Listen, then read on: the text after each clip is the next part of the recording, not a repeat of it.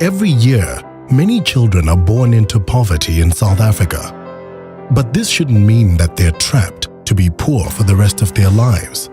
Nor should it mean that their children will be born into the same situation years later.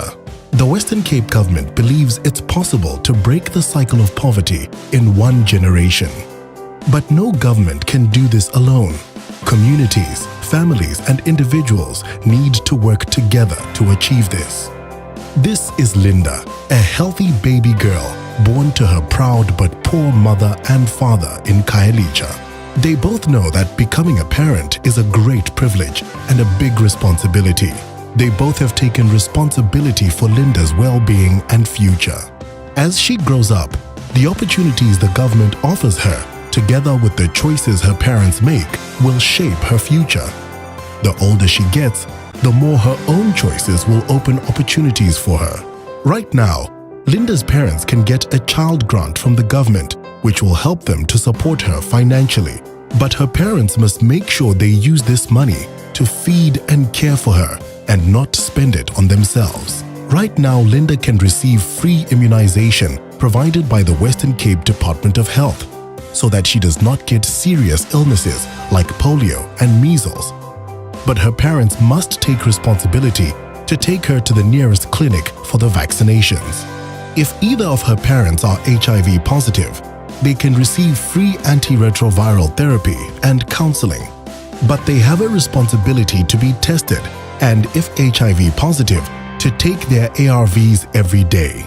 It is also their responsibility to remain faithful to each other and to use a condom every time they have sex.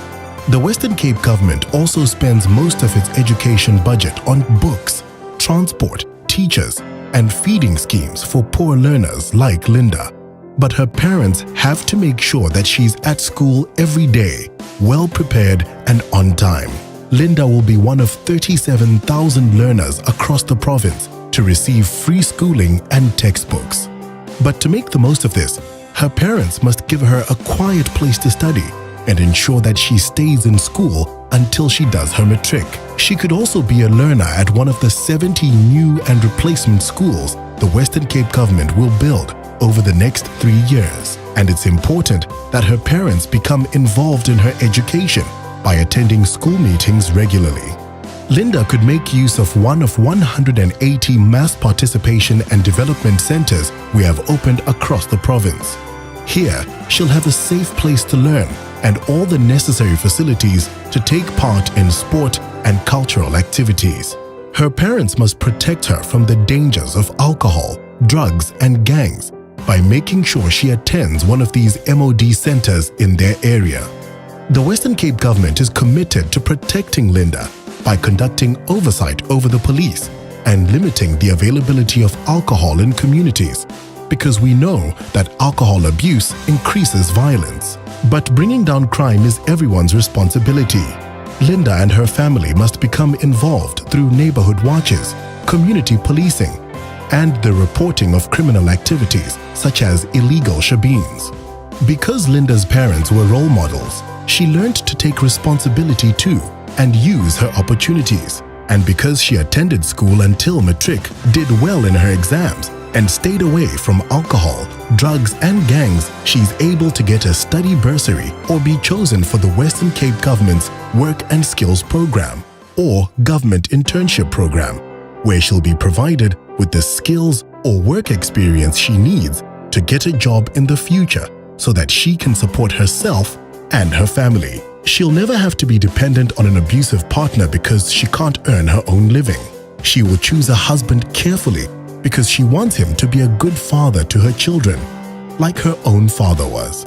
So one day, Linda's children will not be born into a life of poverty like she was. This is because the Western Cape government provided Linda with opportunities, and both her parents took responsibility for caring for her and making sure she used these opportunities. It is also because she took her opportunities seriously and worked hard to take advantage of these. If we want to overcome poverty in one generation, the Western Cape government, communities, families, and individuals must work together.